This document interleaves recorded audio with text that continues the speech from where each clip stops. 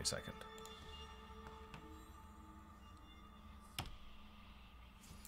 Hey guys, welcome to the Sunday Dev Hangout.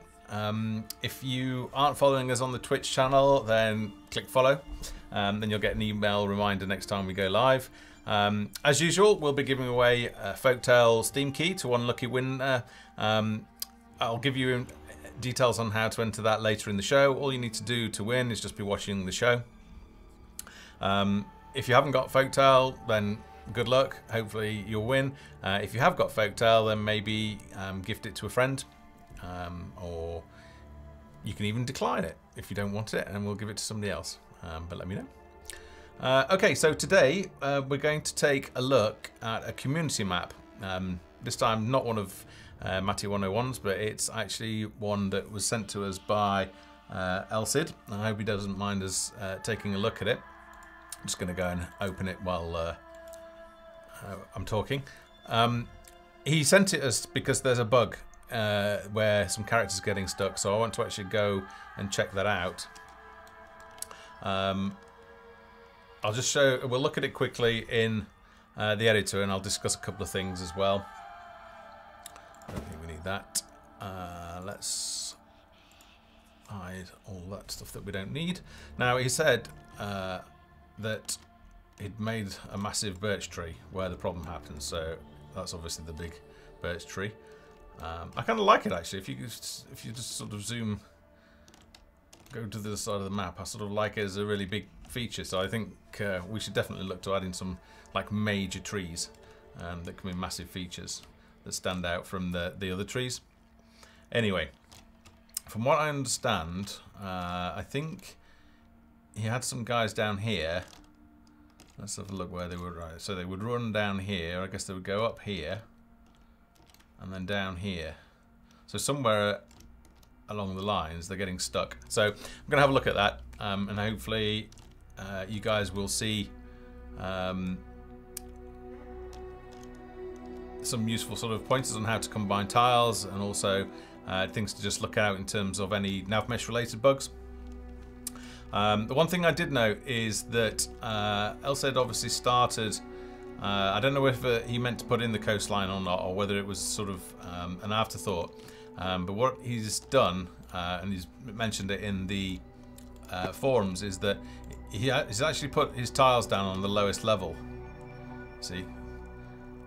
Which what you need to do if you are going to have shoreline, you need to really start with your ocean bottom and then build up from there. Now we realise that probably quite a few people are going to do that, so I think what we'll do is we'll put in a keyboard shortcut, something like a control plus and minus, and then doing that will shift everything in the world up by a whole large full-size unit. So this one, for example, will go to about there.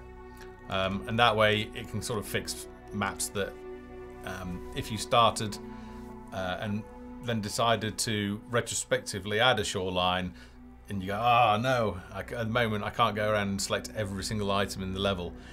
So I think we'll put a shortcut in for that, because that's not going to be too hard for us to do. And I think there'd be plenty of people that would really appreciate that. So that's something we'll look to include in patch 0.2.9. So as usual, you know, anything that you want me to cover, pop it into the chat window, and we'll take a look either in Sandbox Player or in the editor, which we've got open now.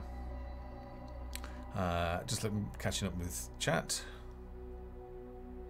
Yeah, so I mean, Elsid, just looking around his map, is another one that's really managed to naturalize the map. So I mean, given that it's the editor is tile based, there's a tendency to just use full height tiles, and it can look very blocky.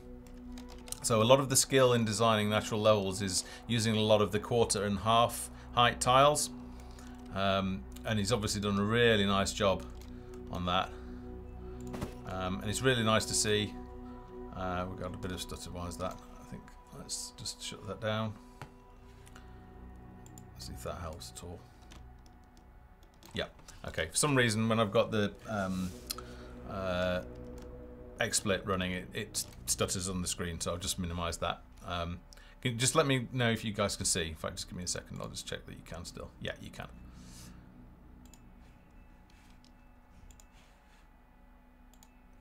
Okay. Any problems with the stream, just let me know in chat. I'm flying blind a little bit. Okay, so having a look around, I seem to remember that we're going to start. Yeah, we're going to start down here. He's got a spawn point. Oops, let's just lock the terrain. Reselect that. Let's turn the camera off. It's actually got a spawn point. It's got a single wave in here. It looks like we're going to have. Actually, we need to finish that off because at the moment I can't make it bigger and see what he's got. But it looks like a number of peasants. Given that there's only a male and a female, though, I'm not quite sure why he's got 3. Could probably get rid of one of those and just leave it as a male and a female. So we're going to start there, and I guess we're going to head up through this little wall here. Let's see. And up here. Now, where was it? Right, he was down here. Alright, so I need to hook a right and go down there. Now, what's that? I don't want to look at all of these because I don't know what I'm going to face. So I'll play a little game, build up a little settlement, get some guys together, and then hopefully we'll be able to handle any beasties that come at us. I seem to... he might have fixed this. I think there was some problem as well with bridges not... actually, it'll be this one here. So he mentioned that characters weren't able to cross that, so we'll check that problem out as well, because that might be a common problem. I think what it probably needs to do is just move it a little bit so that there's more bridge overlapping terrain. It's a little bit of a big gap. I don't know if we can just shift that and then shift this. Let's give that a go. And then hopefully we'll be able to cross that. So let's have a look at that. Now, so Nakia's problem is the hill-based tiles. So let's just pull those up now. That's the cliffs, and we actually want hills. So just here we go. Let's see. Let's turn on the mud on the side. Let's get a few of the tiles out.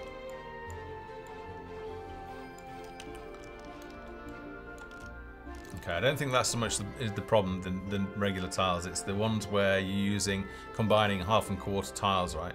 So let's go down. Where are we? That's the water tiles.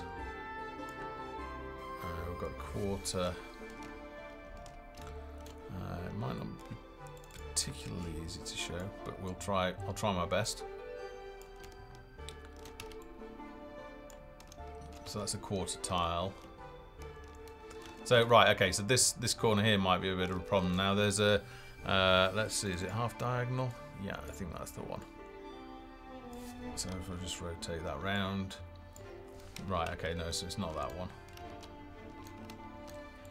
So that's a quarter, so what we need is a half one.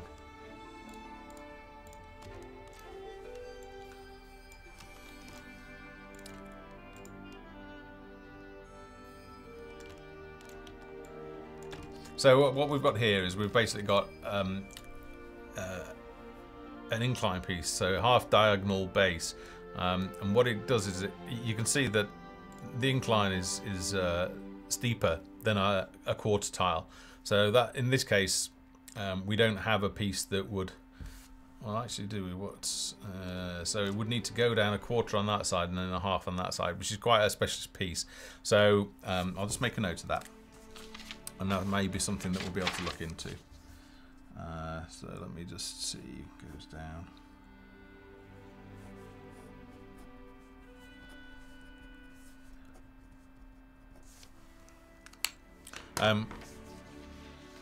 We've got to be careful not to end up creating hundreds of special cases.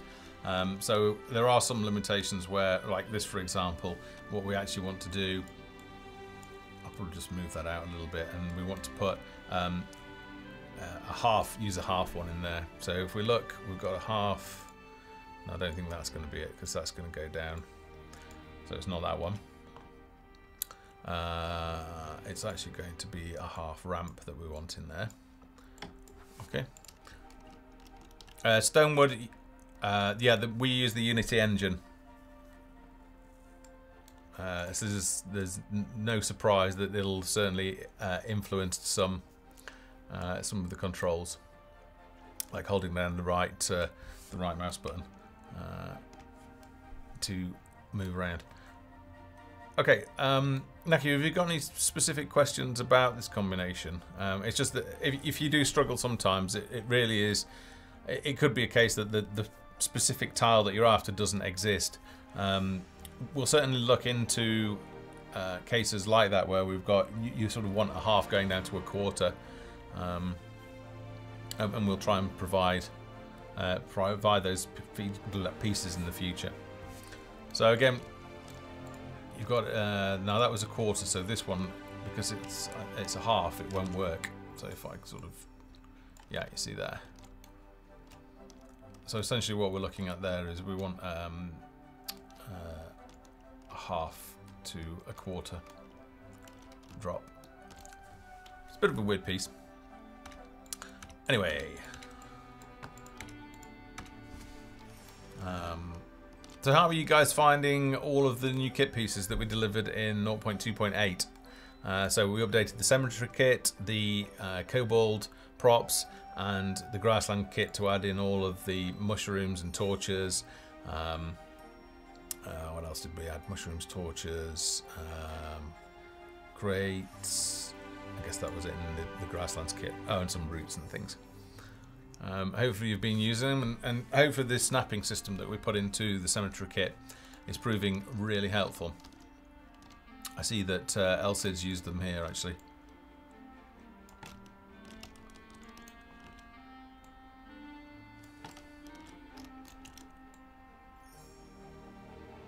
There we go. It's a bit easier to put together. Right, let's not look around too much.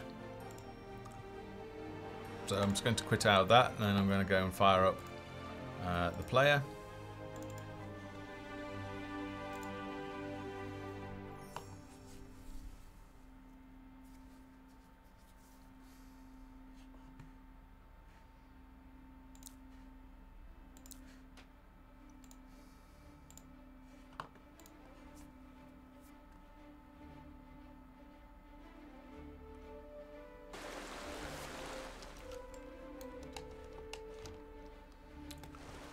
Okay, yeah, that's right. So, yep, my pleasure. What have we got? Oh, quite generous. So what have we got around? Nice use of props. We've got like delivery carts, suggesting like we've got some initial resources. Sort of like a interest one. I don't think they'll be able to climb up on that, but I think in time that we'll add in props that do have nav meshes on. All right, my love. All right, dear. Yeah, right away. I can't click on it, so. Okay, a woman's work is never done. We've got a well. We've got some bridge over there. What I should probably do is just turn the game volume down. And then I guess this is sort of like a pontoon. What do they call them? Gosh, it's been so long since I've been to a lake. Call it a pontoon anyway. Right, so I've turned the volume down, so let's just see. Are they? What now? Yes, are they still really loud, or are they okay? Yep. I can turn them down more. What now? Huh? They're still really loud. Alright, let's turn that down even more.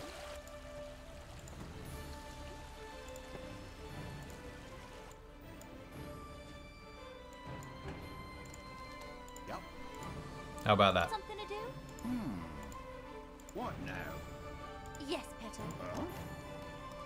Okay, I'm pretty sure that's going to be okay, so we'll go with that.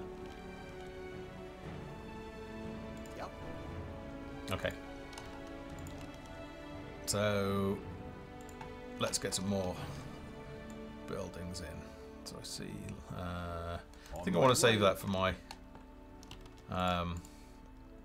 work buildings. In fact, let's get some of that going first. Let's have a woodcutter's hut. And I think I want to start over here. This looks like a nice place to live. So I'm not going to build a massive settlement. I just want to really get a few characters so that I can survive. No, that's too quiet. Okay.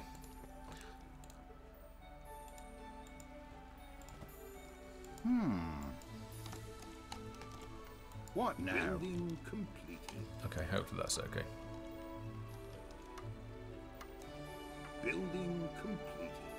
New villagers have arrived. Right. So let's see. 10 out of 10. So I need another cottage. Can I squeeze one in there? That seems pretty narrow. Oh, we can. I see he's given us a chest as well. So let's go and... Oh. Ta-ta. I guess he's busy building that. Let's go and open that chest. Let's grab some of that. Building completed. Alright, so just you guys will be used to this now, but the capacity is increased to 15. We've only got 10 peasants. So if I just move these guys, then we should see... There we go. New peasants have just arrived there. Okay. So let's... All right, my love. We'll just do one for the time being, because we haven't got that many peasants. And we got any mine, or is there anything? Yep. I think I should probably go and have a look over the bridge. Alright, the first thing I wanted to test with these bridges. I'm hoping that we've managed to fix that. On my way. Ta-ta. No, okay, still got a problem there. Oh, I didn't save it, did I? Oh! Alright, well, we can see the problem anyway. Okay. My pleasure. So we'll try and fix On that my later, way. and then we'll come back and test it. For now, that's going to be off What limits. now? Huh? We got anything over here? Ta-ta.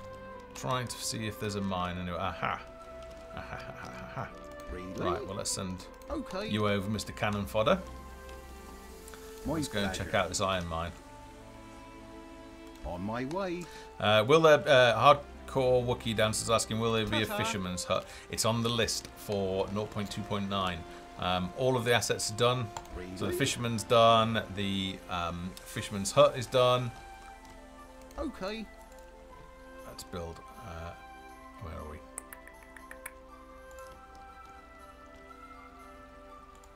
Let's plonk that down there. That's hopefully close enough. Yeah. So the fisherman's done. The fisherman's hut's done, and the shoal of fish, which is the work point, is done. So what you'll do when you're designing your map is it'll be the shoal of fish will be a prop that you insert, and it will be set up so that. Let's find. Has he got a single? Yeah, right. Okay. So let's take it here, for example, and this will be a tile. I'm not quite sure of the orientation, but that'll be a tile. So we'll have it'll be snapped. So we'll have a standing point here where the fisherman will go up to the edge, and then we'll have the fish actually offset by a certain amount, so that the fish will actually be in the water, and then you can put it basically anywhere along a shoreline. So just like the iron mine has work points all around it, then you'll actually be able to set fishing grounds.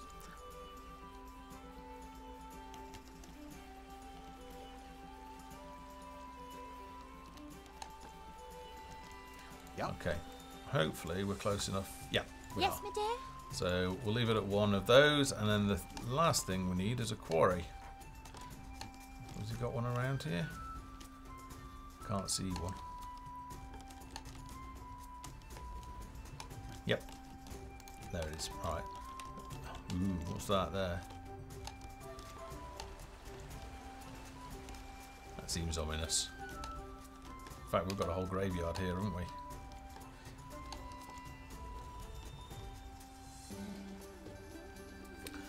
Tommy Holmes is saying, at the moment you can see all characters in the fog of war by looking at the minimap. When will this change? Yeah, you can. It's weird as well because some things that aren't characters are also showing. And obviously we need to set enemies to be different colour from the humans, so we'll be doing that as well. I think it's a pretty quick fix, so we'll be taking care of that. In fact, I'll write it down there, and then we can fix that in 0.2.9.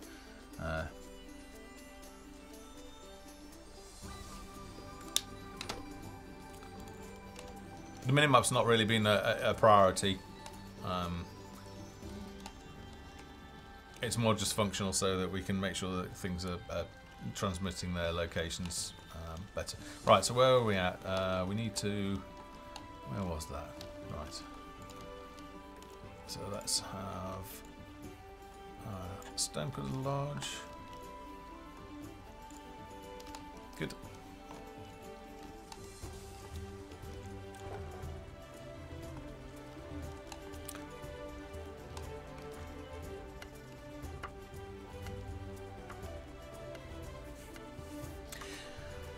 Yeah, Stonewood, the art team's done a really great job.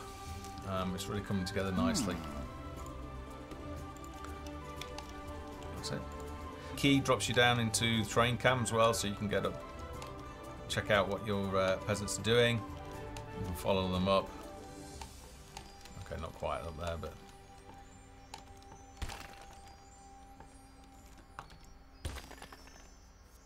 so right, leave them to working. All right, so we've now got a flow. We've got wood. There we go. There's our woodcutter.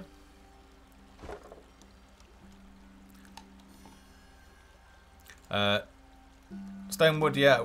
Woodcutters do only cut birch at the moment.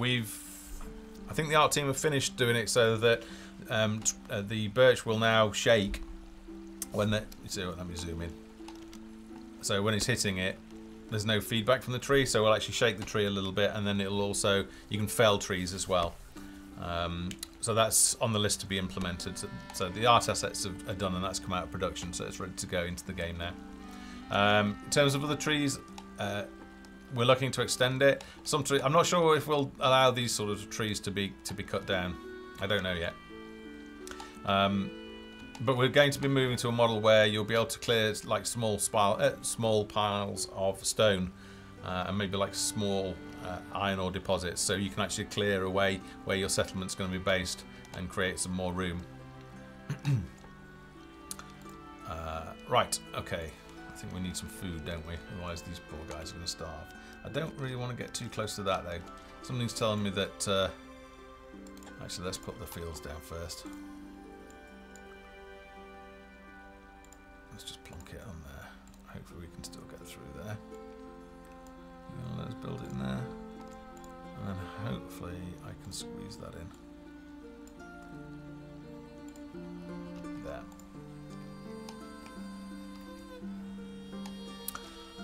Rogue Roxy, will felled trees need to be replanted or will they respawn? What the plan is that the woodcutter, at the moment they don't have any skills, but I think what we'll do is we'll have them more as woodsmen rather than woodcutters, and they'll have the ability to plant spruces. Spruce? What's the plural of spruce? Spruces. And they will grow into trees. So what you could do if you start off and you're in a fairly woody area, you can just chop all the trees down and use that wood. And then if you want to say, all right, well, I want to manage some forestry over here, then you can actually plant them and they'll grow into trees. We just got to be mindful that we don't create it so that it's micromanagement, you know. So we put the feature in, but we don't want it to be a bind on the player. So they, you know, they chop down trees. Oh God, I've got to go and replant the trees. So we may make trees grow back as well, but over time.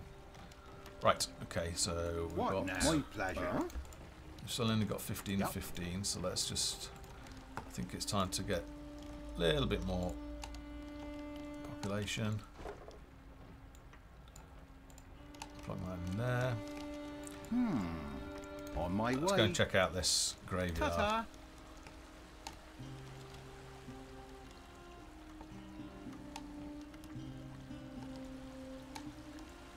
Really? Ah, right. Okay, you can't get in there. Building complete. That's fine. Okay. If we can't get in there, it means monsters can't now? get out. So, Pleasure. oh no, they're trapped. That's interesting. That's a On bug. my way. Ta-ta. Really? Right. That's all right because we've recorded the stream, Okay. so I can use that as a reference to My provide the pleasure. programming team. What It looks now? like On they've my got way. trapped. Ta-ta. Really? Interesting. Okay. My pleasure. On my way. And we can't kill them off. Well, Oh well. Let's see if we build something if they'll actually go in. No. Oh well, I guess they're out of play. Rats. Ratatouille. Okay. barracks time. We don't want to spend all day building up a settlement. Have we got time? Have we got room for barracks? Yeah, you see, this is an example where we need to clear some land. Need. I guess we'll put it over here. Hopefully there's no bad guys over there. New villagers have arrived.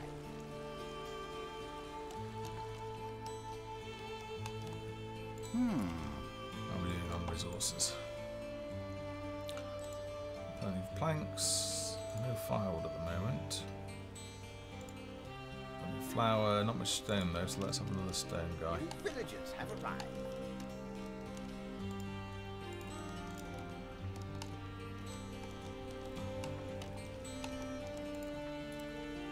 We also need a bakery to start selling some of this. We don't have enough stone to do that. Don't have enough stone. This map, Malakos, is one that is designed by community member Elsid. He's supplied it to us because there's got a number of Nav-mesh issues and bugs in it that I want to test out. But it's also cool in the Hangout to actually see what other community members have been up to and designing. Especially this one that's really nicely done. Get a few surprises because I've not actually played the map yet, so this is a virgin playthrough.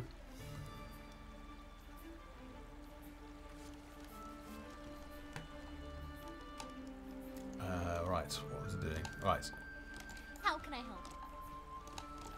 Something to I've do? got plenty of gold, so hopefully 3. That gonna be enough? I don't think it will be. Yes, Petal. Let's grab you as well. Have we got enough for that bakery yet? We don't have enough stone to do that. Alright.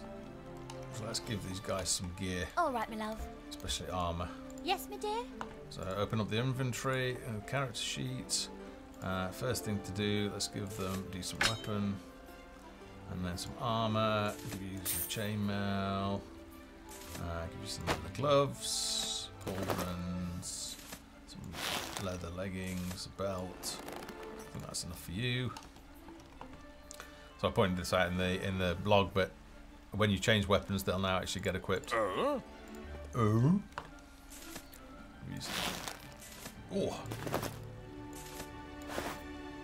And a weapon. Okay. Ready to serve. And then Move you, along. final one. Give you a spear. There's some gear. Give you a chain, give you a plate helm. Leather gloves. So inventory will continue to get better. There's stuff that we need to do. You know, like stack splitting and right click. So if I right click on the boots in here, it should swap them over. And at the moment, obviously, nothing's hooked up to stats and everything, but that's all coming. Should be in the next patch. Just ignore these white icons for now. It's because it's work in progress. It's just showing some stuff that shouldn't be there. Stonewood, yeah, the advisor, when he said stuff and you move the camera, it's a known bug. It's logged. It was meant to be fixed in 0.2.8, but it didn't quite make it in there. So hopefully we'll fix that for 0.2.9. Okay. How can I help? Something to do? We got another one. Better just give this guy some gear. Ooh. Yes, Petal. Give you some gear as well. What are we going to give you? We've got no decent weapons to give you.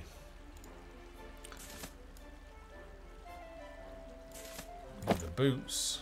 Give you the leather tunic. Alright, that'll do. Let's go. Nothing to see here.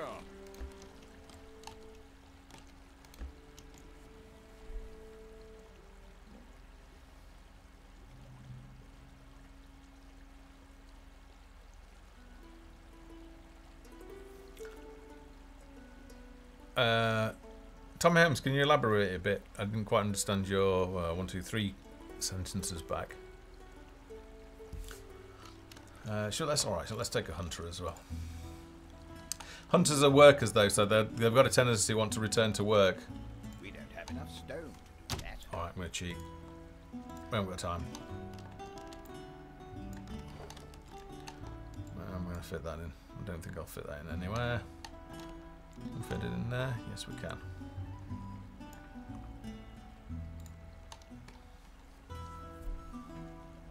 Yeah, the names... All right, my love. Oh yeah, that's in the character sheet, isn't it? Yeah, that's just hard-coded at the moment. It's not been hooked up to the character data.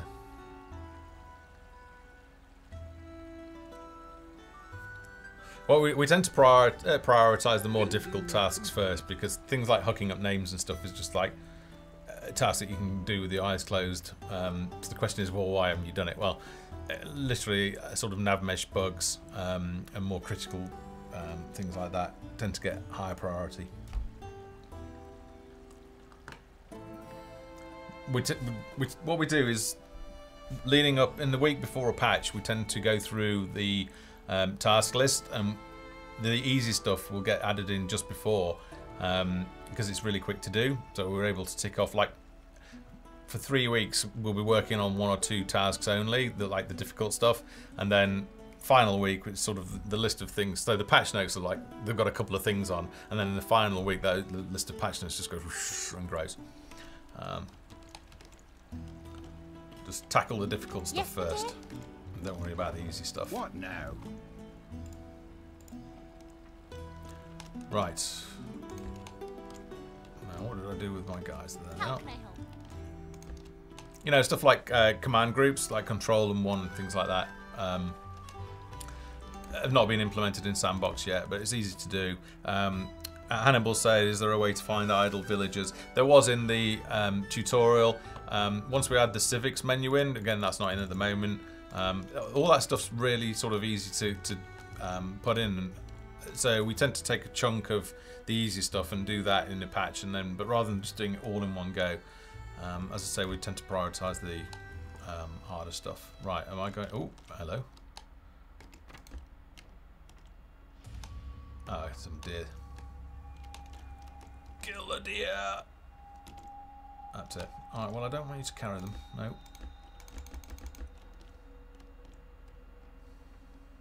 Drop the deer. Oh, they're not having any of it. I'll let them go back and do their thing. Right. I seem to remember they were down here.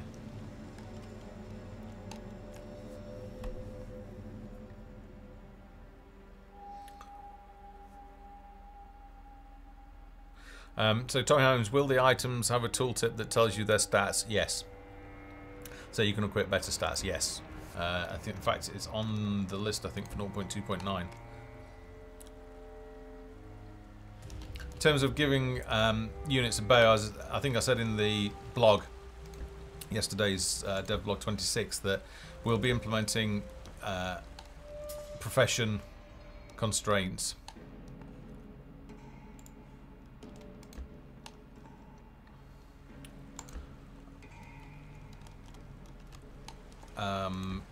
And once we do that, you won't be able to put a bow onto characters. So it just means it's nice and easy, so that you know that anything that's like a halberd or a spear has got to go on. It's for your city watch. If it's a bow, it's for your hunter. If it's crossbow, it's going to be for your crossbowmen. So you by keeping it that way, sure, we lose flexibility, and it might, you know, it'd be nice to equip I don't know, like a hunter with a crossbow. But it also makes it simple that when you find a piece of gear, you know exactly who it's going to be for. Right, so I believe we had some Nav-mesh problems here. I may have to jump into the... I guess we'll go there. Let's see where they go. There's a chance they may get caught here. No, they're alright.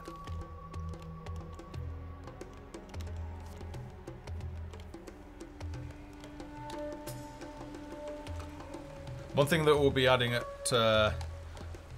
some point as well is enabling tier 2 and tier 3 buildings. So they're in the game, they're just not enabled. We don't see. I don't want to enable that without having things like research and culture properly implemented. Right, let's have a look what's going on here. So it's all done, but we are just holding back on that.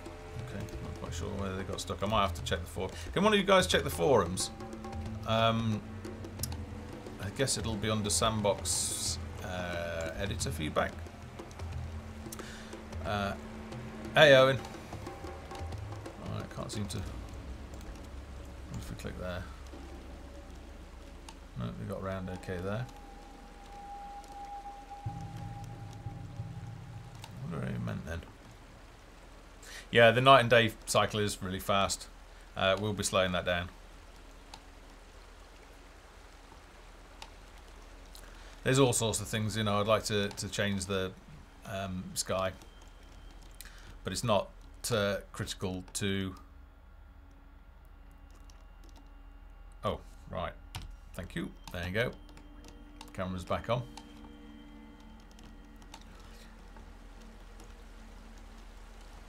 Okay, not hitting any nav-mesh problems yet.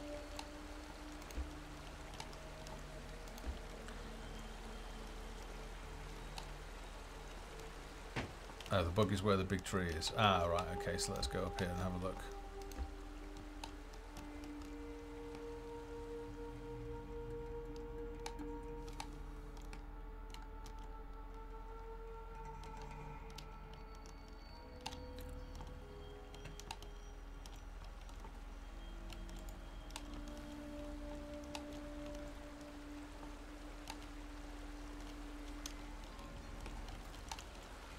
Yeah, we've done a lot in the year. I mean, we get sort of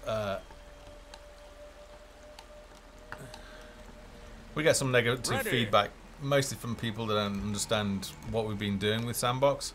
It's the pine tree next to the big birch tree. This one here, then, I guess.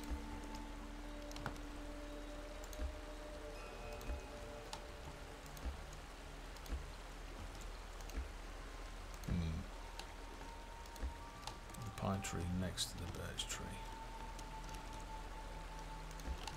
This one? No, next to the big. Well, that's that one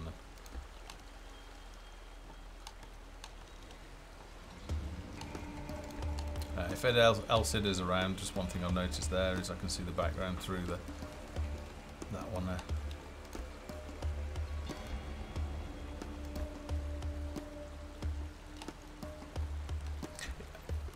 Nervsel, yeah, Elsid made this one really big to point out where the nav-mesh problem was that he was having. But I quite like them. Quite like the ridiculously big. I can sort of could actually have a whole canopy. I can't see a problem here. So let me know. Let's keep going. Yeah, you see his bridge worked fine there because there's quite a good amount of overlap between the bridge and the terrain, which is what I think the problem was further down.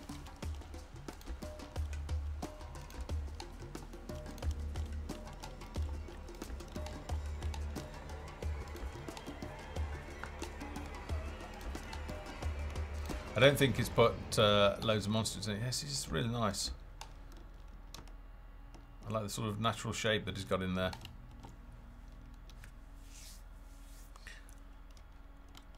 Malakos, so flintlocks. Yep, they'll be in. It'll actually be a hero. It'll be a swashbuckler hero, and the workshop will be able to make gunpowder as part of their sort of economic process, and flintlock weapons and maybe engineered cannon turrets will consume gunpowder out of your inventory, your global inventory. So yeah, we'll probably have like a cannon turret and then flintlocks, but it's not going to get any more advanced than that.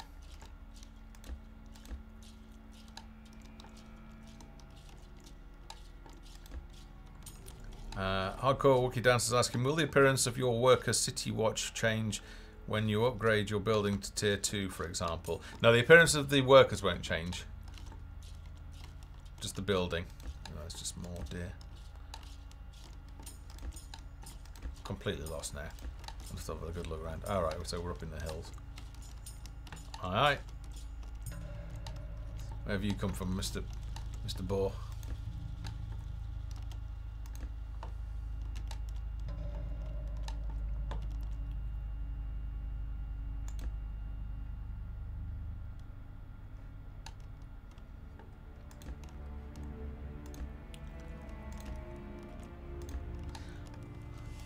We've covered it before in terms of why we make units look the same.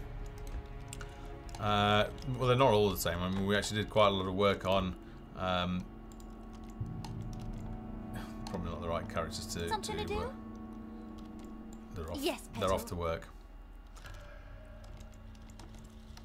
If I actually go down here, all of the faces. If you look in the character designer module that you can access from the first page, you can actually see that we did quite a lot of work on making at least the faces look unique, and that we can change out the weapons as well. So once you get magic weapons, they're going to be glowing and stuff like that. But we couldn't do it full RPG style, like changing the armor. So what RPGs do is typically you only have like a small party of 4, and then the monsters, because it's all designed maps. The monsters are all individually placed, so they can control how many monsters are on screen and characters are on screen at one time, which means that they can control how much video RAM on your graphics card gets used. And what they do is each character in an RPG party has their own texture map. So you've got 4 times like 2040 times 2040 pixel textures just for your party. Well, we've got a heap of stuff to fit in. You know, how many character types have we got in the game? Well, it's going to be a lot. Then adding heroes to that as well. So it's just not possible, given what the sort of the baseline hardware is that games players have got, to be able to put in full RPG style visual customization of your units. I wish we could, but we can't. It's just a technical constraint. So to have all these buildings and everything that we're going to put in Folktale and all of the characters, it's just not possible.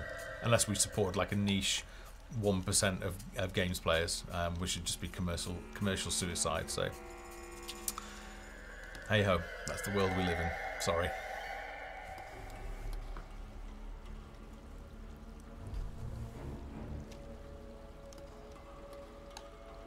Yeah, so in terms of the hunters and characters that want to return to work, we're going to have an auto AI toggle, because what you want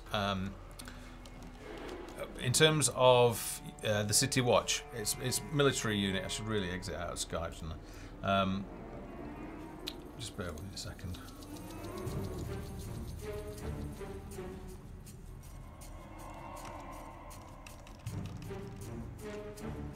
Okay. Yeah, so your City Watch and your crossbowmen as well. When you've got city walls, you'll want them to actually stay there. So, because they have needs as well, like all the other people, they most importantly a need for food and water, is that we're going to implement rations, so that your military guys will actually consume rations to mean that they can stay on the walls. And if you don't make enough rations, then they're going to head off in search of food. So part of your job is to make sure that you've made enough rations. Right. Do you guys want me to carry on playing and exploring this map? Of course, no idea where all my...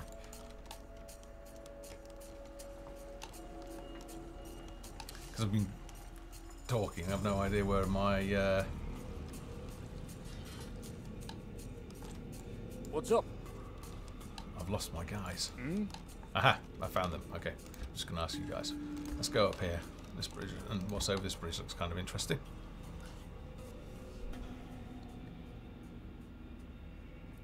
Nerfsol, that's something... sorry, I should say what it is. So, Nerfsol's asking, will we see visual difference when a hero changes armor? Make your mind up. It's something that we're going to have to look at later, once we know what memory we've got to play with. If we've got the spare memory, then it's that chest down there. Hello. Heading there Then now. it's something that we'll definitely be considering.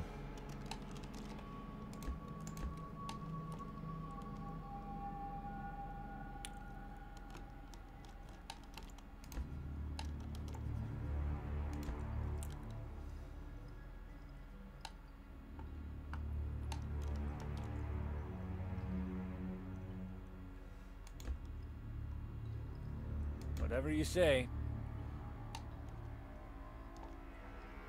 Make way.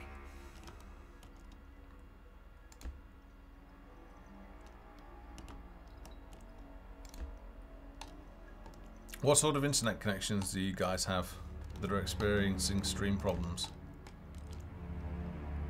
What are we doing with him? Don't want blacksmith Ready up to here. obey.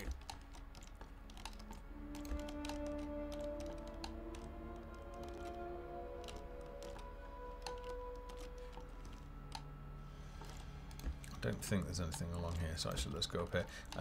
Looks like there's a hack in there as well. So Elsie, just if you're watching this now or later, just be aware of you've got a few holes to patch up.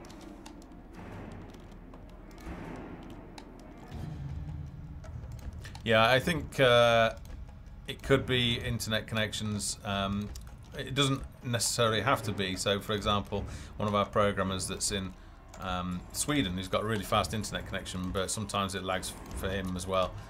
It's not the actual stream. I don't know, but it's not the upload speed from here. I've got fibre here. Oh, look at that! Nice little feature. So I guess I'll sit. Alright, we've got spiders. Oof. All right, my Hit love. hard. We've not balanced any of the monsters at the moment.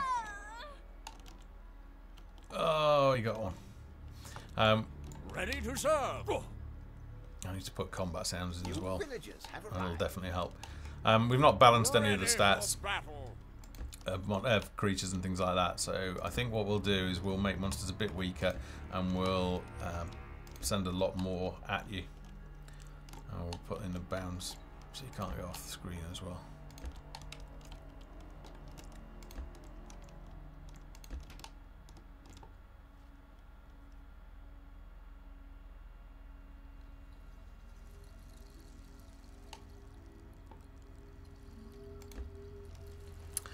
Tommy Holmes, will there be a button for the City Watch to wander around the town on patrol in groups of 2 to 4? There was patrolling in the tutorial, so it's probably something that we'll put into Sandbox so that they can have patrol routes. Oh, yeah, another thing. Elsid, just watch out for areas like this. I think if you put soft corners on the paint tool, then you won't get that problem. Otherwise, just keep an eye out for it.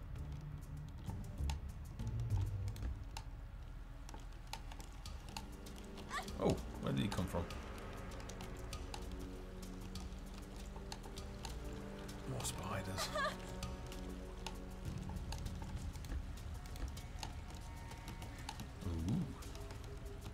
Ooh.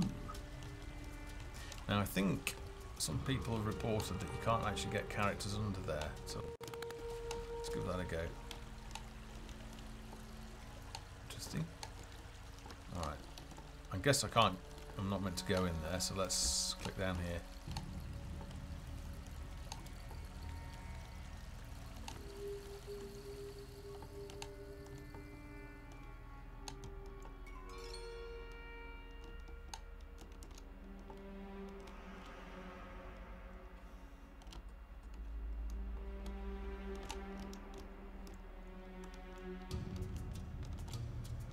Come along here.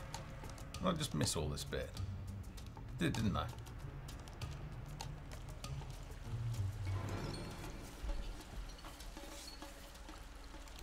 So this is an example of community members pushing prop pieces to do stuff that we hadn't really intended to happen. So we didn't intend for there to be any sort of interior locations or overhangs. So this will be interesting whether it works or not. It should do. I don't see why it shouldn't. Ah, okay. Alright, so the nav-mesh doesn't seem to have got some sort of flicker there or something. Can we go over there? Oh no, we can't go over there because there's no nav-mesh on those. But that's a piece that will turn into nav-meshes, into a nav-mesh. Once we have all militia groups, will we be able to have formations? I'd like it. We'll see. We'll see if the programming team can sort that out. Where are they going? Where are you going? What have we explored? Come on, get back. I want to go over here. So while they're running back over there, let's catch up with chat. Will you be adding dungeons? Yes, we will. The cemetery kit and the way that the pieces snap together was really a blueprint for how we'll be doing the dungeon pieces. The priority right now is getting all the work done that we need to get a polished 0.3 up and running, which is really about growing your city, managing your city, and defending your city from waves of attacks. The next step in the 0.3.x cycle, is it or 0.4? I'll have to check the roadmap. Is to be able to link together locations. So it's really the starting point for the world maps.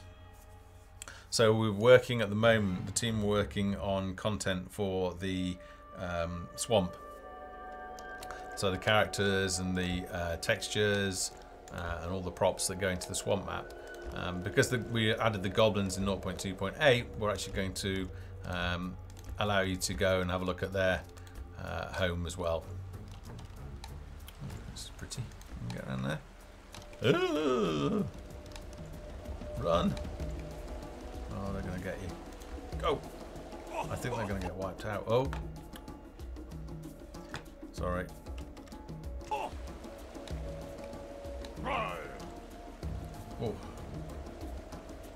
No, don't die. Yay! Or we'll let them heal.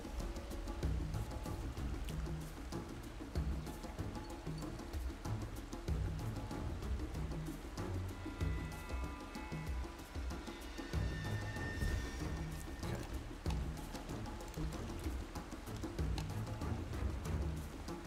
Certainly a lot of trees at this level. Looks nice. Oh, we've got another big. It goes down. Okay. Well, this is an interesting area. It's an interesting geographical area, so let's go and have a look at that. Tommy Adams is asking, can you talk more about the adventuring side of Folktale? I like the idea of sending 4 heroes to other lands on quests. Sure can. So, as I was talking about, we're going to add dungeons in there. The other biomes that we're going to add in, if you think about the tutorial, what we did in the tutorial is we crammed in at least 5 zones that I can think of. So we've got the sort of grasslands where you built your village and the starter location. So that's what we're looking at here.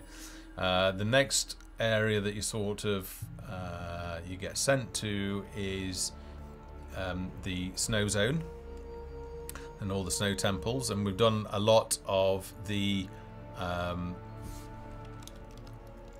monsters for the snow zone already. They are concepts done, the modeling's done, the characters are textured, and I believe they're in animation on the moment, with the animation team at the moment.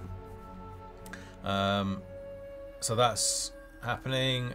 We've got then the next zone is the lava zone that you're sent to. So at the moment some work's been done on that, so all of the textures, we tend to create a batch of textures to get a quick start on that. So using the tutorial really as a sort of creative reference, and then evolving that just like we have done with the grasslands kit here.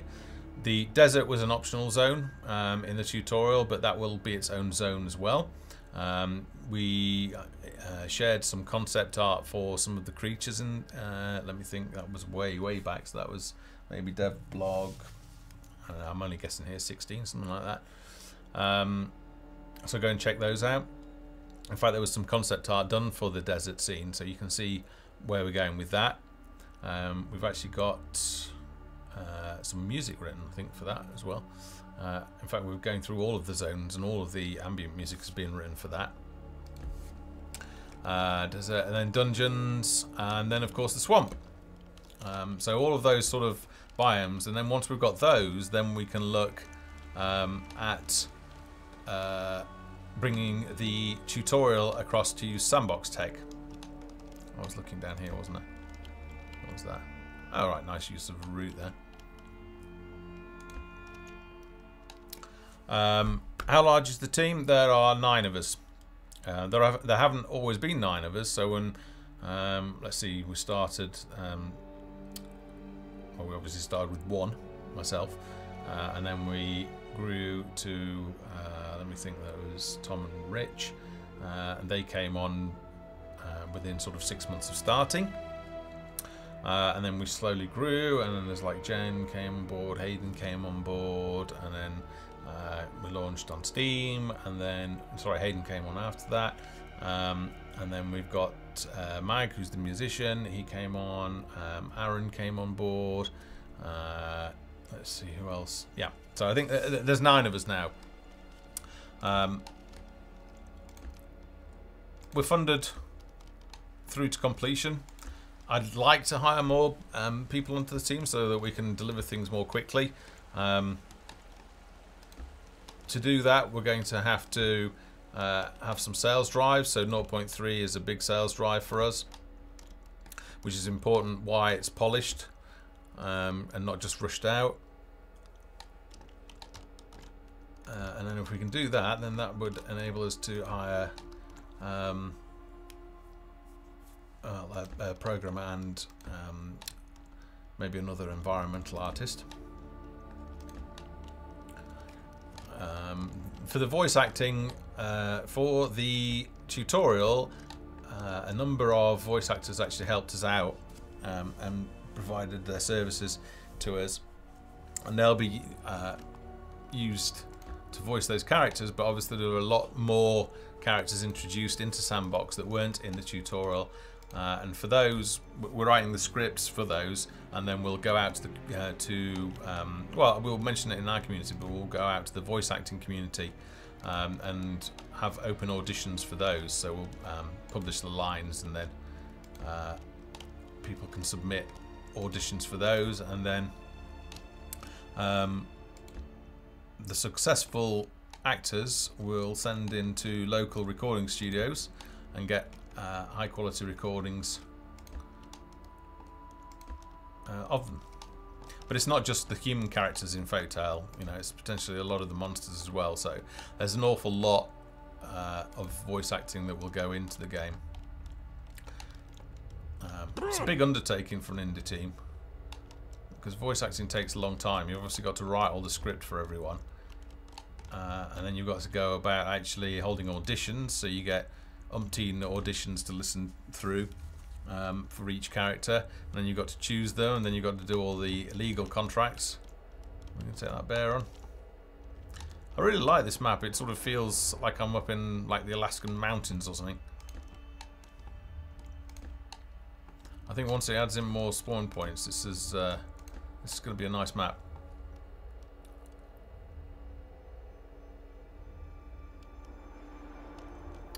Malakas, thanks for hanging out with us. We'll catch you next time.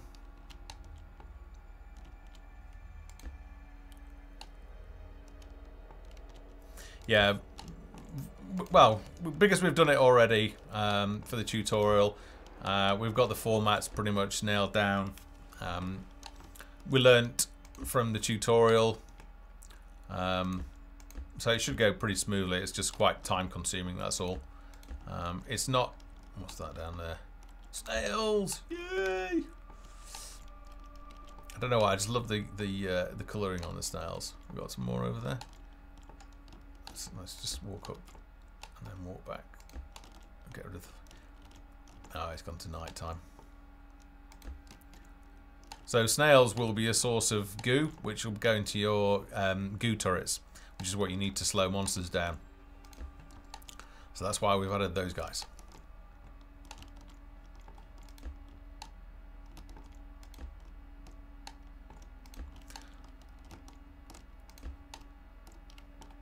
I guess this area here is not... maybe that's designed for creating another village. Oh, hello. Hello. I was just about to jump into the editor to try and fix those issues. KM Jansen is asking when will Folktale be released. So it's available now in Steam Early Access. If you just go to Steam and search for Folktale, then that will come up. And for those of us that do support us during Early Access, thanks very much, because it's with your guys' support that we're able to actually make the game. And the more people that we can get to support us, then the more people, the bigger we can get the team, and the better that we can make the game, or the sooner we can roll it out. So it's when asked is this going to be available, and presuming you mean by that the final version, it's pretty much an answer of when it's done. We're not cutting any corners with this. I'm certainly not prepared to push it out just to wrap it up and get it out. I want to make a really good, well, everybody on the team wants to make a really good job of it. You know, we live and die by Folktale, so if we cut any corners or do a crap job of it, that's, you know, that's our careers. Well, not careers, but it's our it's certainly our studio done for. So we've got to make the best game we can possibly make, and cutting corners ain't the way to do that, that's for sure.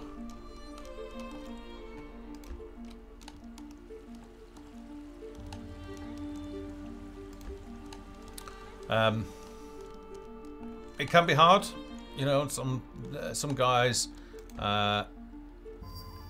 definitely aren't that impressed by the pace of development. I'd say a lot of that's to do with misconceptions or comparisons with other projects that aren't actually comparable. So, you know, there's no point comparing like a 2D game to a 3D game. You know, don't combine something like I don't know, Starbound with Folktale. That wouldn't really be fair on either project. And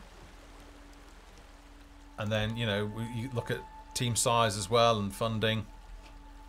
There are only 9 of us. We haven't sold millions and millions of units like some of the fantastic games that are in early access. So we are funded through to completion. And what we do is every sale goes into a pot, and then once we've got enough to actually fund another developer, we can't get to that point. It's like a swampy area, isn't it? Let's go in the back way. Once the funding pot has grown big enough to actually be able to hire another person to the team, then that's what we do. So we tend to work on a funded basis. So we don't want to just hire somebody and then, you know, at 6 months, all right, you've done your job, thanks very much, but we can't afford to pay you anymore, because that sucks. It's how a lot of the games industry works on a freelance basis. You read about it all the time. You know, it's like they get to the end of the project and then the publisher just lays off like 50% to 100% of the team. It's just part of the nature of being a freelancer, but I don't like that. I like to build it, you know, it's a family. There are guys that have been on the team for let's see, what, 3 years? 3 years? Yeah, I work with them every day in, day out.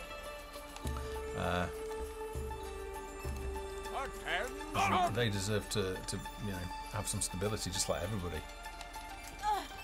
Alright, little kobold camp.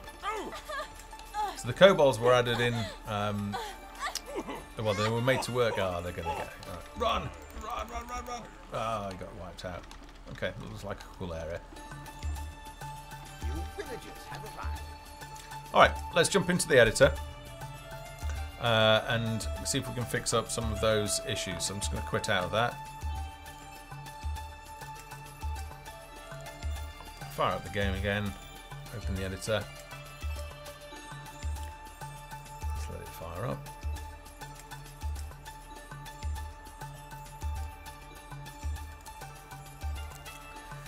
Now this time, Simon, don't forget to save.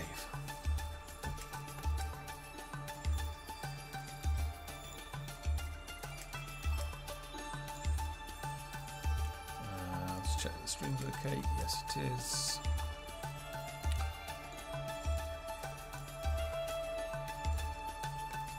Okay, so we mentioned about those bridges, didn't we? So let's try and fix that first.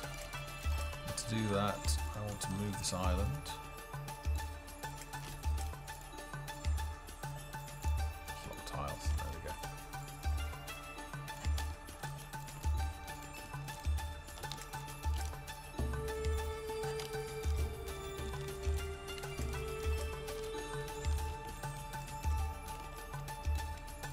Okay.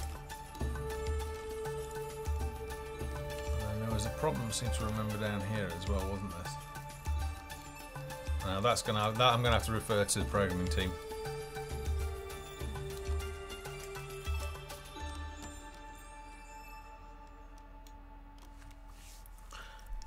Nerf's still saying when the game is released, send a review copy to Total Biscuit. He's actually already got a copy. He's not a big fan of early access, so I'm kind of glad that he's choosing not to review it at the moment. You know, hopefully he'll review the final game when it's released. But I follow Total Biscuit. I respect him for his opinions. So I don't always agree with them, but I respect him for that.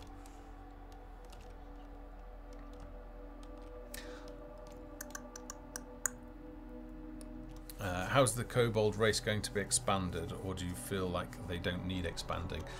They are pretty low down the list at the moment. I think the Beastmen are looking pretty good for an expansion. The Goblins are going to have the most amount of expansion. And then the other characters I'm not going to talk about just yet until we reveal them for the other zones. Pathfinding and bridges are definitely not friends. Now you've just got to be careful. There's not much I can do about that. Was that the only... I think that was the only bug that we spotted, wasn't it?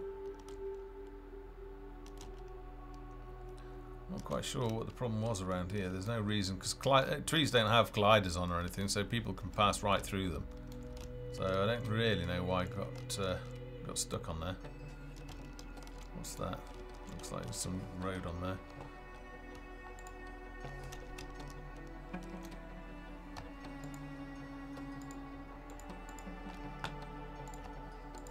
No, okay.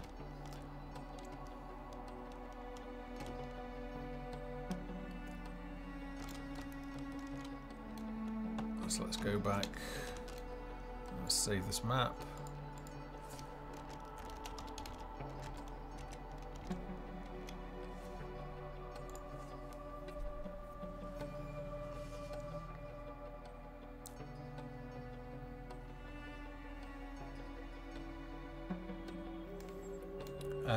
KM Johnson's asking, is the editor only for you devs, or is it in the game itself? The community's already answered, but yeah, it's for everybody.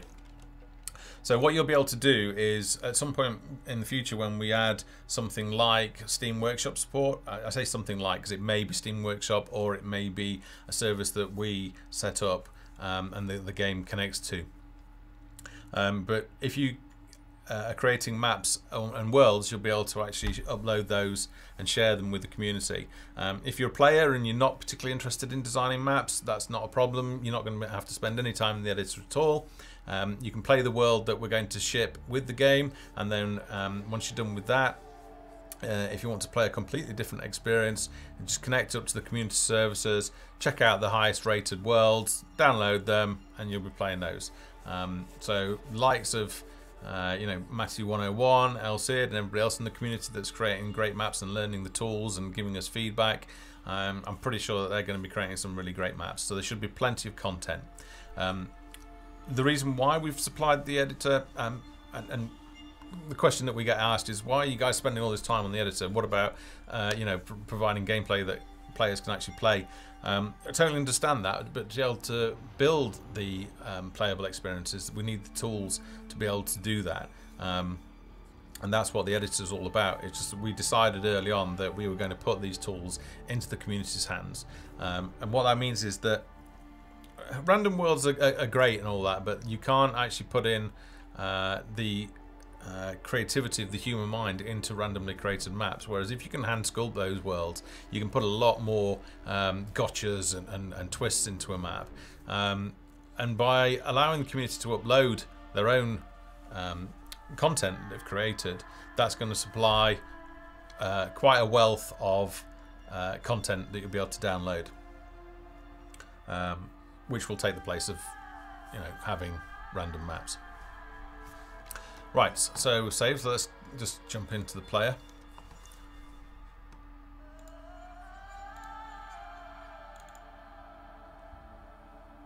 This soundtrack that you can hear at the moment was for the winter zone, the snow zone. And Mag the musician was recorded a couple of weekends ago. He actually was working with a singer.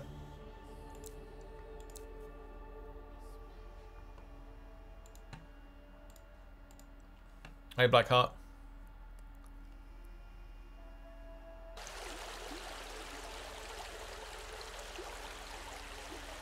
Yeah, DLC's we've got to make a really good, high quality game, and then hopefully people my pleasure will like it, and we'll get a lot of community created content, and then we can look at maybe doing DLC. But I said it in I think it was last week's stream that we're not the type of company that's going to hold back any of the content to release as like day one DLC like some games have done.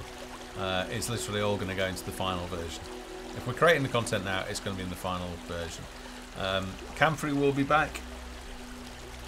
He'll be an optional hero, so those people that didn't like Camfrey won't have to play him.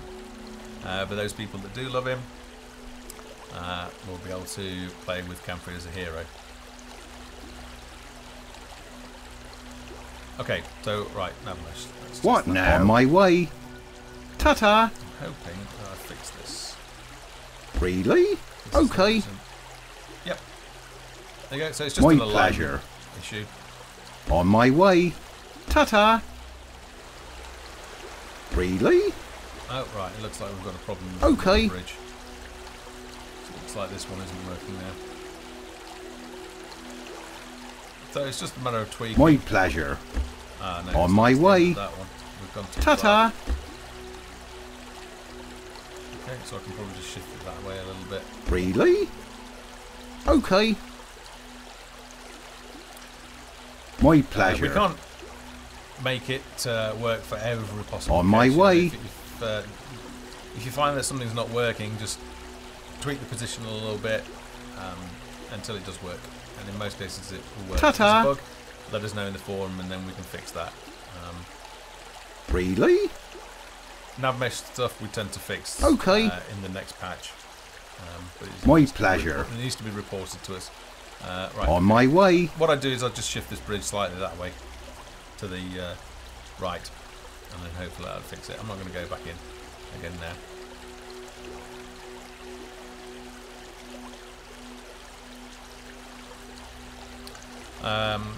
KM Johnson's asking, will the game only be released via Steam, or will it be on other platforms like GOG.com or a DRM-free version? The game's DRM-free now. In terms of GOG, I believe to be on GOG, I believe that you need to support Linux, which we've always talked about doing. It's intention to support that, but we won't export it until later. Also, when we go to other platforms, obviously they don't have Steam Workshop, so which is why we're thinking about actually creating our own content distribution platform to do that. We are talking with GOG. We have been for really? a good while. Okay, my pleasure. So it's a real possibility. Oh, thank you. Voices allowed again. I guess it didn't record. Alright, so it's not recording the volume settings. On my way. Thank you.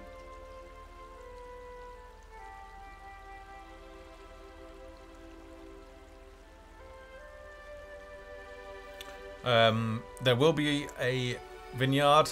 Funny enough, we were doing the vines this week to grow in your field. So if you remember, let's just plonk a field down now.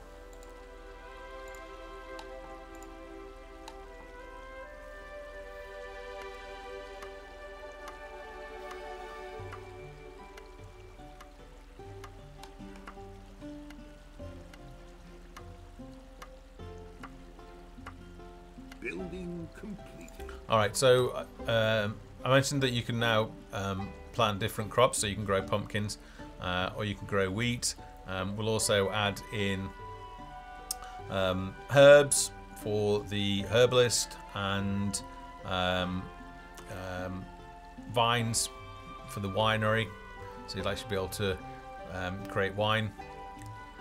The plan is that as your village sort of matures and gets bigger and better buildings, is that the tastes of your villages will also change, and you'll have to start producing more luxury goods, which is where the wine comes in. So at the start, they'll be fine with mead.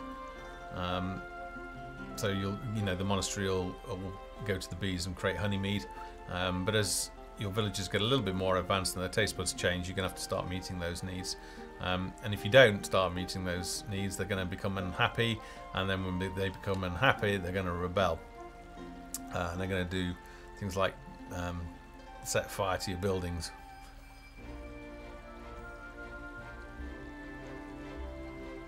KM Johnson is asking, what's the most difficult thing you're struggling now within development?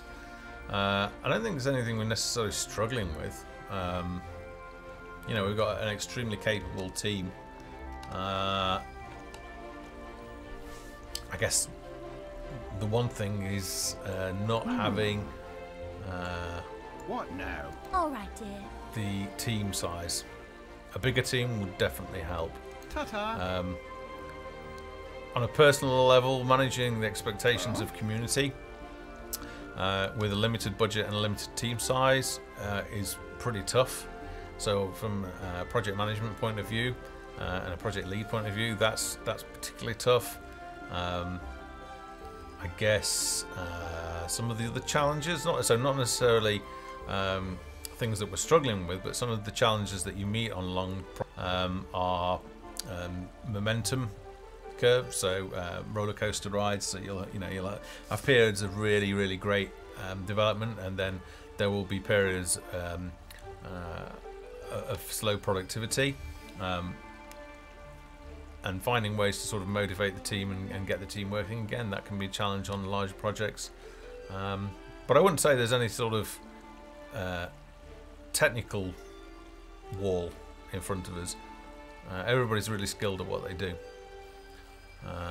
It's just, I think we'd all like to be able to make it quicker, but unfortunately we can't. So we work as fast as we can, but 9 guys cannot achieve the same as 20 guys, or even 50 guys, or in case of some of the like massive AAA guys. I don't know, guys. I don't know, like World of Warcraft got like 500 developers or something crazy like that. I know it's like a huge amount.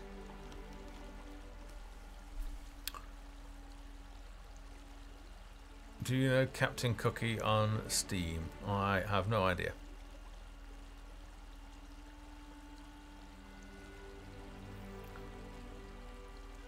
Hey, Wood CIO Reba. Crikey, I don't know how to say your name. Anyway, thanks for joining us out. Any thoughts or plans for Folktale 2? No, not at the moment. All of our focus is on Folktale. There are some things that we're experimenting with, so we're waiting on an Oculus Rift DK2. That's fairly easy to drop in, so we want to see how that's going to work and whether that's something that we want to support.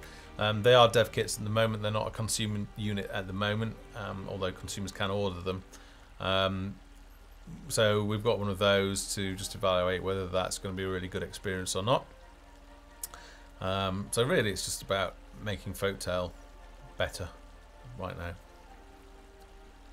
There's not much point in thinking about Folktale 2 until we know that Folktale 1's successful and that we can, make a really good game.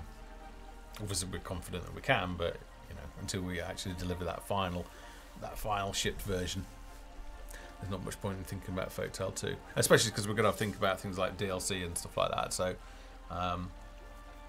yeah, no thoughts about Folktale 2 just yet.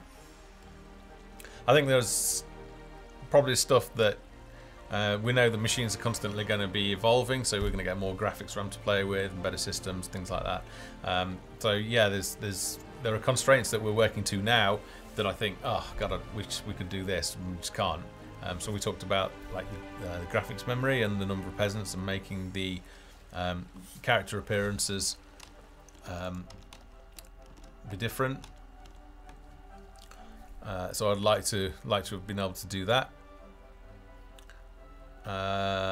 Some other things that we'll be changing through, we'll have got Unity 5. That's actually in internal beta at the moment, or beta as the guys in the US say, and we're on the beta team, so we'll be looking at that. I'm not sure we'll be jumping across to that quite so soon, because as a beta, it's obviously going to have bugs in it, and on a production game you don't really want to be doing that. But there's a lot of changes in the engine, so Unity 5.0 that we're hoping to take advantage of, which will hopefully help us with performance and also visual quality. So pretty excited about that. Unity do a great job of supporting us. I've not always been like a massive fan, and I've moaned at them quite a few times, but like this last year I'm really pleased with what they've been doing. So I've sort of come full circle, if you like, from somebody who moaned a lot at them to almost like an advocate, really.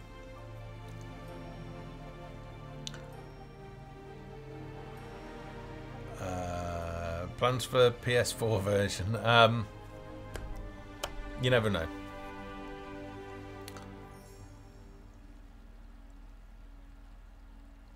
Yep, the music will be releasing the official soundtrack when we release 0.3, so there'll be really high quality versions of all the songs. I can't remember how much there's.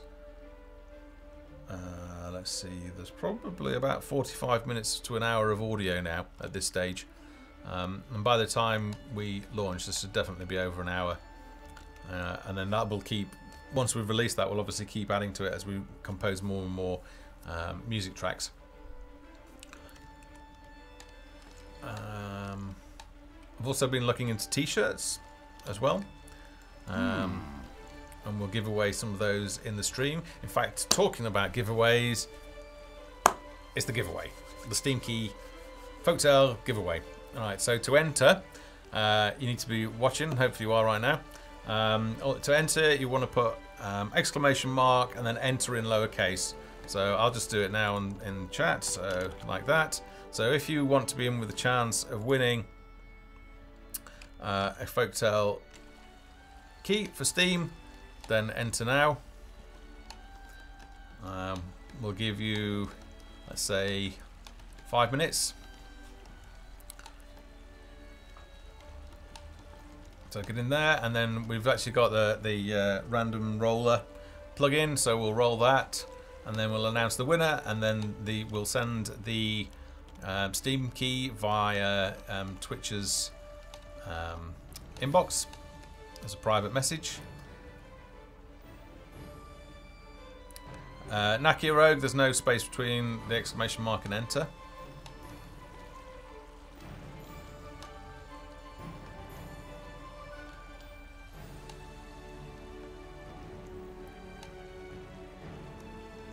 Yeah, the t-shirts, I've been looking into it. I think what we'll do, we'll actually use, they've got Teespring or something, can't remember. Anyway, they're a company in the US, given that the vast majority of players are in the US.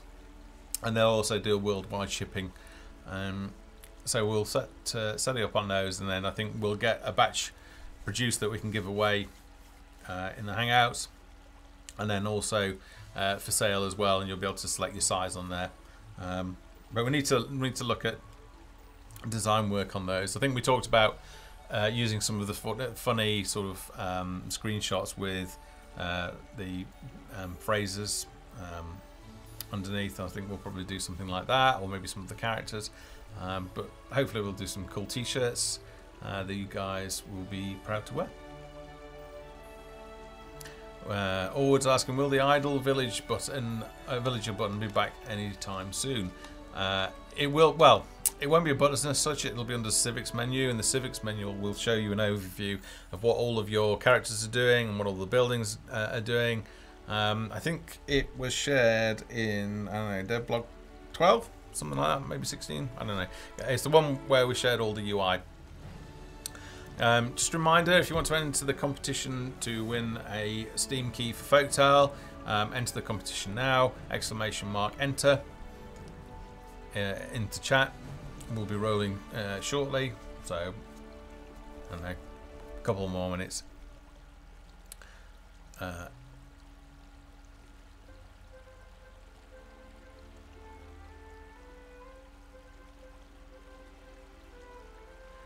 Oh, good to have you here, Navina.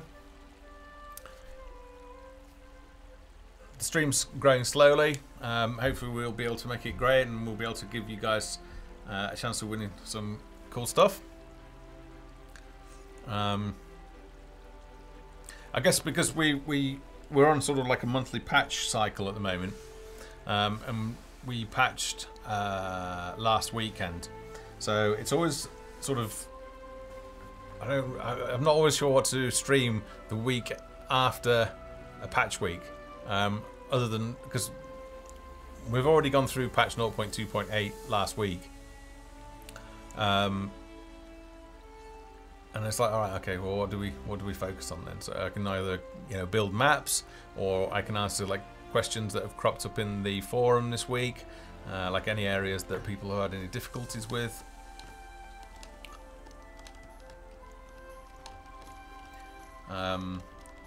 Usually what I can do is I can show you like progress that we've been working on that week, but this week it's been a lot of icons and sort of new kit pieces and things like that, and it's all in the source control at the moment. I haven't pulled it down, but next week we should have a new build to share and show you what we've been working on.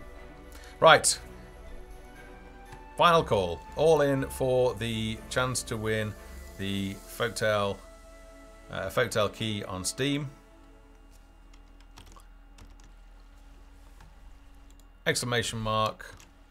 Enter. The word enter. Alright, I'm going to roll now. All done. Here we go then. Rolling now. And the winner is Don't Drink Dickvoll. D-I-C-H-V-O-L-L. Yeah, well, let me tie that in it. So congratulations. Cage of Doom, you were just a little bit too late. Sorry about that. The giveaway is now over. So I better note that down. So don't drink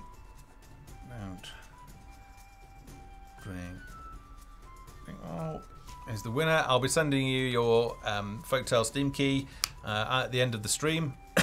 Give me about 5 minutes after the stream finishes. I'll grab you a key, and then or hang around in chat afterwards so I can confirm that I've sent it to you. And then if you haven't got it, then congratulations, you'll be able to play Folktale later today. And if you have got it, then think about giving it to a friend. And if you don't want it, let us know now and we'll re-roll. But congratulations anyway. Now, wouldn't it be cool if I could give away t-shirts right now?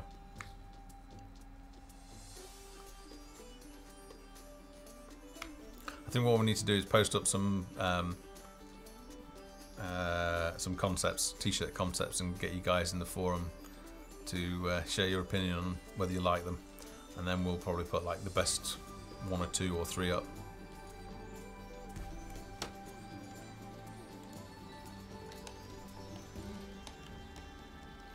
Okay, so is there anything that you guys want me to cover while we're here? I have no idea what time it is. I never keep an eye out. So we've been going, what, an hour and a half. I try and keep streams shorter than 2 hours. So we've got about 25 minutes to kill. If you guys want me to go into anything.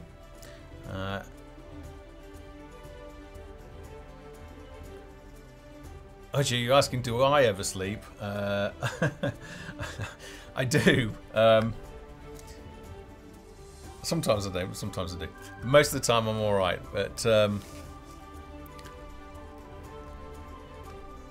I guess during launch week was a killer. I think in 9 days, for 9 days straight, I think I worked 19-hour days. That was a crazy time. I generally wake up, I get about 6 hours sleep a night. So I sleep just fine. I think as you get a bit older, you sort of, the days of 12 hours in bed, like when you were a student, they're long gone. Your body just says, you know, get up at the crack of dawn. That's enough sleep. Even if you went to bed after midnight, you know, it's like you still get up at the crack of dawn. Any new content to show us? So at the moment that's in source control and I haven't pulled it down because I was been busy this week creating the blog. I don't want to reveal some stuff. We've been working on a new race for the swamp zone, so I might reveal some of that next week. I need some time to get it together because I want to present it in its best light, and I'm sure Alan, who's been creating those characters, won't want me to show you sort of like work that's half done. So I'll have a chat with him and hopefully we can set that up. Nerfsoul's asking, will there be different languages in the game? I seem to remember something about a year ago or something like that. Yeah, there will be. Certainly all of the text will be translated. I don't think we'll be doing the voiceovers though. They'll all be in English, but the subtitles will all be translated. Now we'll do some of that with the. What we're going to do is, if we go across to Steam Workshop, we'll actually be able to. You'll actually be able to upload your own language packs. So if you don't mind translating and helping out with the translation effort, you'll be able to actually share those, and then other players that speak the same language will be able to vote on them. So the highest quality translations will obviously come higher up. We had developed the translation tool. So what we're going to do is we'll have to enable the ability to make exports from that, so that those community members that have contributed translations so far can use that. Or we may well expand that and then actually get the translation agencies that we use to use those tools as well. But translation is not generally something that doesn't happen until the end of a project, when all of the text is actually finalised, and obviously we're still writing dialogue at the moment, so translations won't be available at this point. Obviously there are cultural things to support as well in terms of keyboard layouts and keyboard mapping. We've got the start of that, so there's a key mapping text file, JSON file. If you search the forum for I think it's keymapping.json, there's some details on there about how you can remap keys. And obviously some of the UI is in the game, but it's not hooked up at the moment for remapping keys. So yeah, I mean, we'll be supporting as many languages as we can at launch.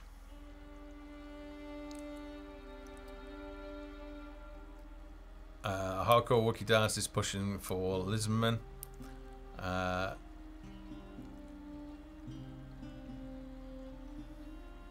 We'll see about Lisbon and slimes. There's a under the questions and answers forum. There's a question about your favourite sort of monsters, and lizardmen are definitely on there. In fact, I think the slimes are on there as well. So if you've got a monster that you'd particularly like to see, pop along to the forum and let us know on there. There's a bit of a tally going at the moment, so you can see what everybody else has voted for.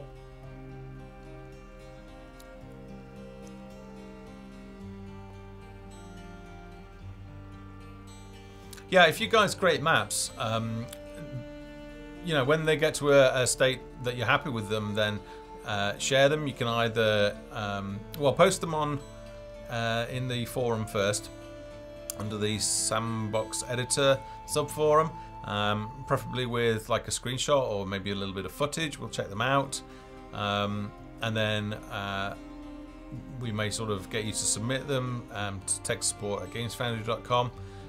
We'll take a look at them, and then we need your permission. Well, I think it's just courtesy that we asked that you're all right to share the maps with everybody else. And then if they're really good, like I'd like to share this one once Elsid's had a chance to maybe work on it a little bit more, and once we've put in that keyboard shortcut to raise the whole terrain up an entire level so that it can put in the seabed, then I'd like to include this as well, because he's done a really good job on this. There's obviously the one, Matty 101s was the first one, and you guys, if you make good maps, we'll be very happy to ship those in patches as well.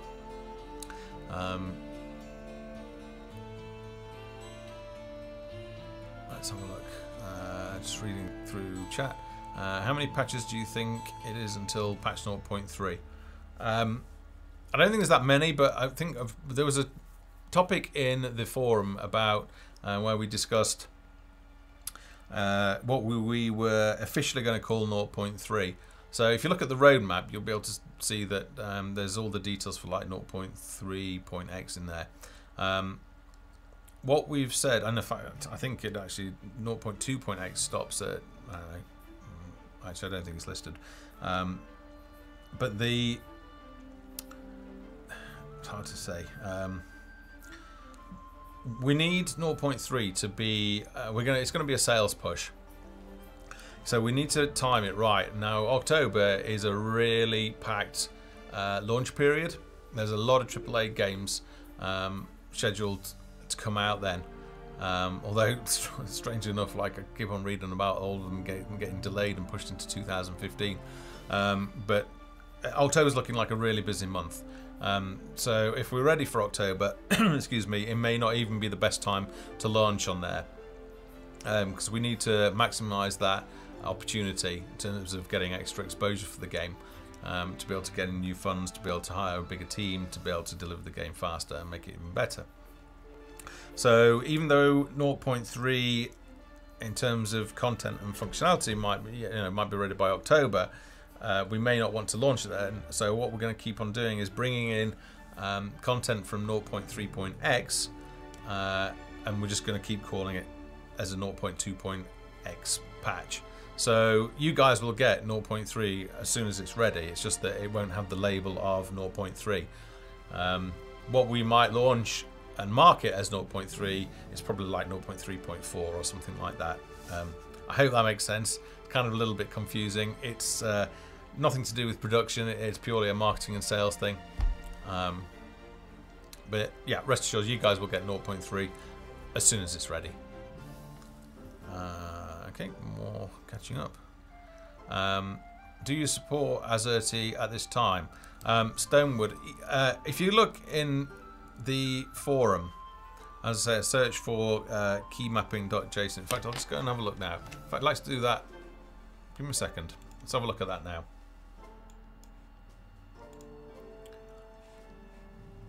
Right. Tell you what, let's just jump back to the game. Just bear with me a second, and I'm going to go and pull up the...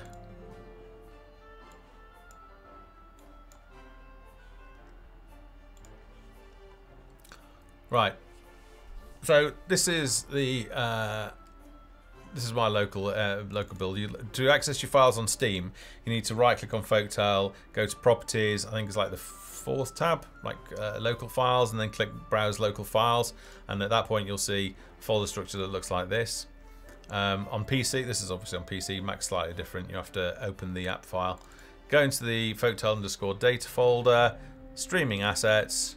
And then under, hang on, I've got to remember where it is. Data, yeah. Under the data folder, you'll see a file called keymap.json. I just opened that with Notepad. Let's maximize that up. And then you can see, let's just go down to, yeah, you've got the R key there, Q there, and G there. So what I suggest you do is you back up, just make a copy of the JSON file, and then hack away, and you should be able to support layouts like for French keyboards and things like that. Okay, so that's how to do that.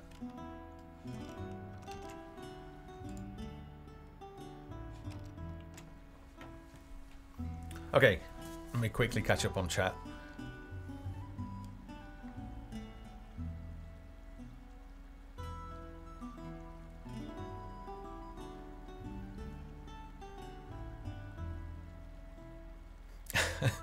Navna's talking about Euro Folktale Simulator 3. You know what? I actually bought Euro Truck Simulator 2, I think, in the last Steam sale. I've still not installed it. I think it's something like the average Steam gamer has something like 37% of games in their library that they have not installed and played, just because they buy that many in the Steam sales. They have these huge libraries of games, and I must admit I'm one of those, and I've got it, and I believe it supports Oculus Rift. So I'm going to give that a go. There's something weird about me that wants to drive a massive lorry around on like city roads and stuff. I never knew who sort of would get those games, but it's just, yeah, the truck one, I don't know, something weird attracted me to it, and the fact that it was only a couple of bucks as well obviously helped. Hardcore Wookie Dance. If you go to the Steam community one, so if you go to the store page and then click, I think it's a button for Community Hub, and then on the tabs, I think it's I can't remember, Forum or something like that. Is there a link? No, there's not a link in the game, is there? Or you can type forum.gamesfoundry.com. That will take you there as well to the Steam forum. Let me just do a quick check on the time. Right, we're all right.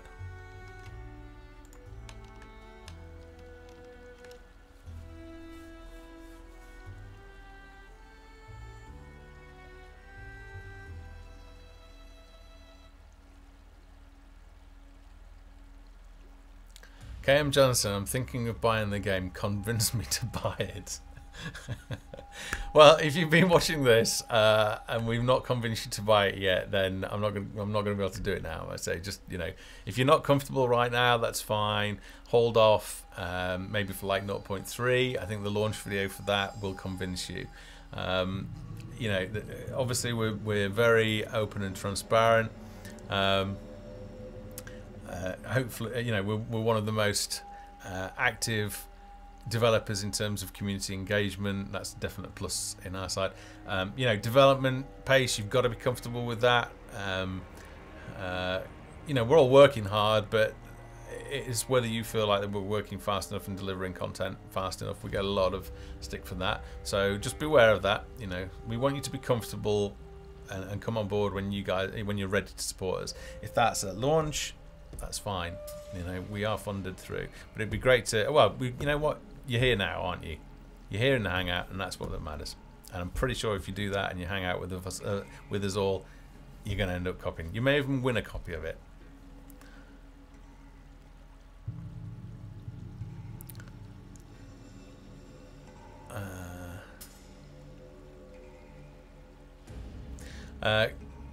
Save game? No, there is not a save game feature yet for Sandbox, because you can pretty much sit down and play a Sandbox game in something like an hour. You can obviously make them last. You can end up sinking. I think somebody on the forum posted that then losing track of time and spent 3 to 4 hours in a Sandbox game. That's quite doable, but there's no urgent need for a save game right at this moment. What we have done with Sandbox, which we didn't do with Tutorials, we've built it from the ground up so that everything can be easily saved. So when we do get to it, which is in the 0.3.x release cycle, we will be getting that in there. Now, I mentioned about what will 0.3 be, and on the current roadmap, it may well be something like 0.3.4. It may be that we end up putting save in for the official launch of 0.3. We recognise that it's an important feature. There's a lot of other important features in there that are needed for 0.3. So we're well aware of it. We learned our lesson from the tutorial, because we shipped the tutorial without save, and it was added in patch 0.1.7. We won't be making that same mistake again. We're aware of that. We hear what you guys are saying. Bear with us.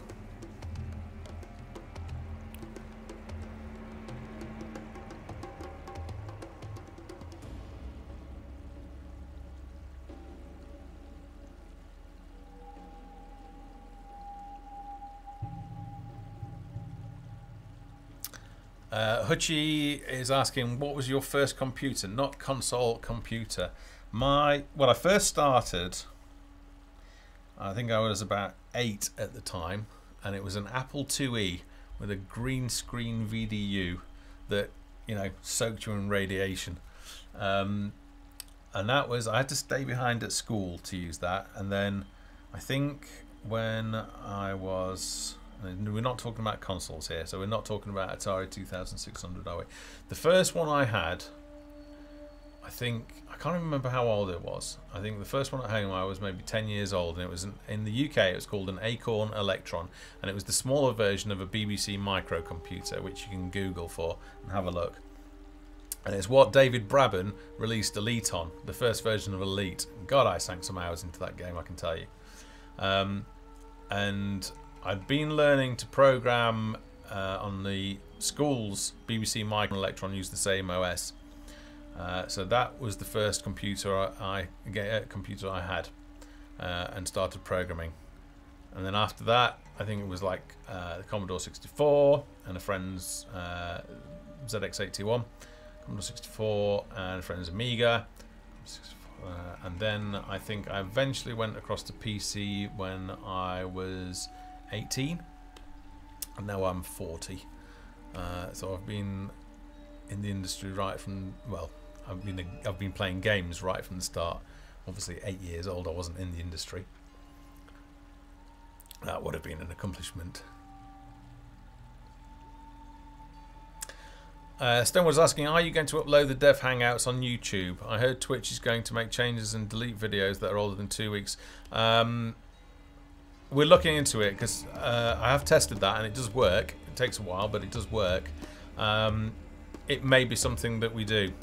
I'm aware of Twitch sort of reviewing their policies. So we'll see. I may end up archiving them to there.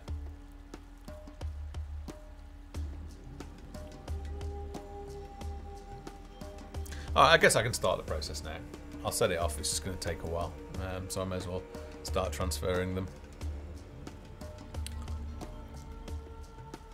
Will this game be on Steam's sale? I mean, while the game is still in early access. It is, but we never deep discount. Don't expect to see sort of like 50%, 75% off Folktale. I just think that's nuts. I see other games doing it. It's just nuts if you ask me. We typically lead with a 10% off in sales. We may, if there's like a flash sale, it may go a little bit deeper than that, but it certainly won't be a great deal. We'll be putting the price up on Folktale at some point, probably with the release of 0.3. There'll be like a little bit of a grace period, so we'll discount that for a couple of weeks, so that if you've been following the game and you want to get on for the price that everybody else has paid, then there'll be an opportunity to do that. But after that, the price will be going up. But yeah, don't expect deep discounts. Not until a good while after the final launch.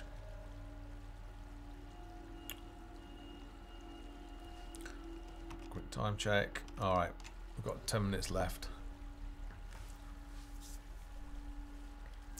Will the tutorial be revised or kept as a demo to download before purchasing? So I'll do an opt-in build, so that we can preserve the version that's got the tutorial in it, and then you'll be able to opt in that and download that version. Once we migrate tutorial, it'll be the same voice acting and plot and animations, but it will be set within sandbox environments. So the story will still be the same, the characters will mostly be the same, but it will be in you know, the look of sandbox.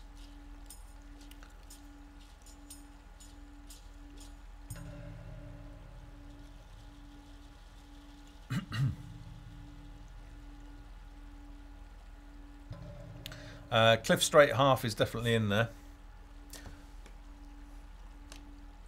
Yeah, in the Grasslands kit.